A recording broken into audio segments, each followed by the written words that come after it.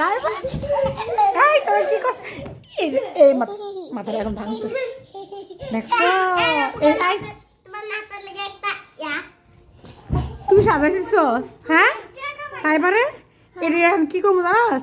Wheel powder দিয়ে গিয়ে ধুমু, Surf Excel ডইলে বালতিতে ভিজায় রাখবো, দুটোটারে বালতিতে ভিজায় রেখে আর পরে ধুমু ধার জালিটা দিয়া। একটা যে পাতিল দুই ধার জালি আছে দেখছস? পাতিল যে দুই একটা ধার একটা জালি আছে ফাঁকের করে, ওইটা দিয়া দুইজনের ডইলা ডইলা পাউডার দিয়ে ধুমু, ঠিক আছে?